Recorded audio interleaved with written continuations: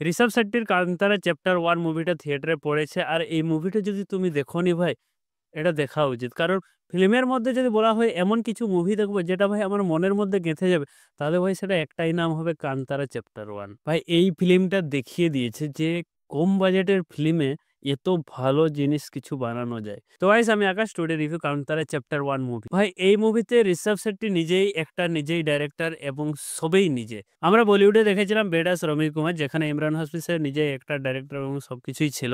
কিন্তু ভাই মুভিটা সেইভাবে সে বানাতে পারেনি। মজা দিয়েছে, বাট সেই মতো কিন্তু হয়ে ওঠেনি।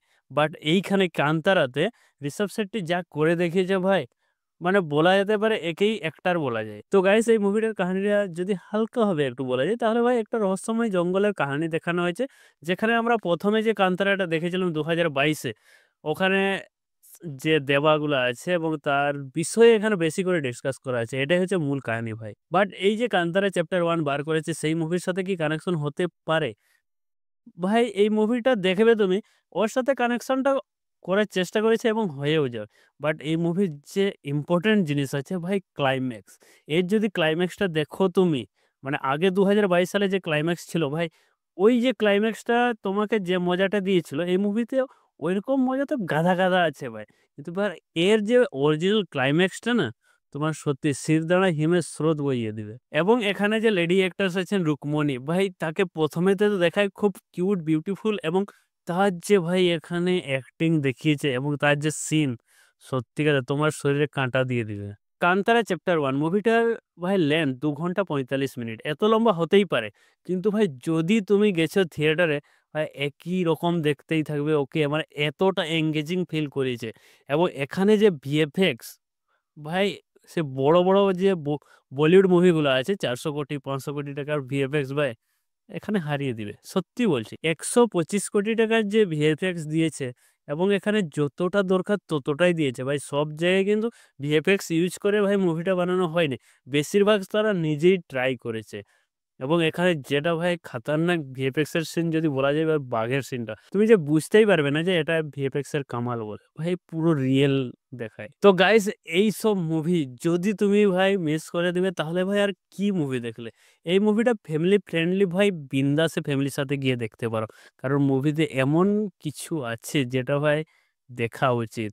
আমরা অনেকদিন আগে ঠাকুরের মুভি দেখেছিলাম, যেগুলো ভাই ভুলেই গেছি অল টাইমের। ভাই এইটা হচ্ছে দেবাদেবের মুভি, যেটা ভাই তোমাকে সত্যি মানে থিয়েটার থেকে মন্দিরের মতো ফিল করে দিবে। এবং এখানের যে ব্যাকগ্রাউন্ড মিউজিক ভাই প্রত্যেকটা সিনকে পুরা সেই লেভেলে পৌঁছে দেয়। তো গাইস মুভিটাও খুব ভালো টাইমে রিলিজ করেছে দশমীতে ভাই, যেখানে রাবণ বধ করা হয়। আমরা তো দেখেছি রাবণ পোড়া হয়। ভাই সেই দিনেই রিলিজ করেছে, খুব দারুণ দিন।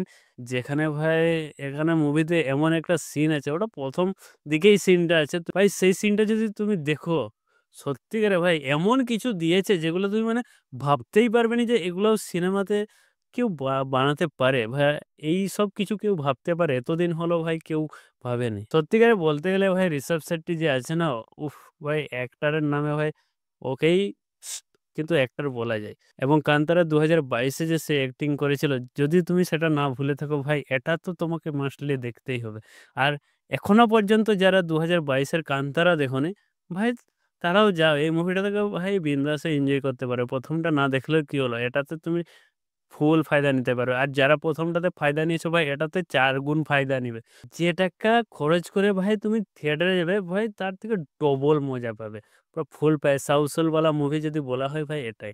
আর যদি কেউ ফ্যামিলিতে বলে ভাই এমন কি মুভি আছে ভাই দেখলে মজা লাগবে, তো একটু দেখাও ভাই। এটা তো ভাই 'কান্তারা চ্যাপ্টার 1' এই হতে পারে। তার মানে ভেবে নাও ভাই মুভিটা কি লেভেলের হয়েছে। মুভিতে কোনো বাজে ভাষা বা মানে ভালগার সিন টাইপের কিছু নাই, যেগুলো ভাই তুমি ফ্যামিলির সাথে শেয়ার করে দেখতে পারো। ওটা বিন্দাসে ভাই ফ্যামিলির সাথে বসে এনজয় করার মতো ফিল্ম।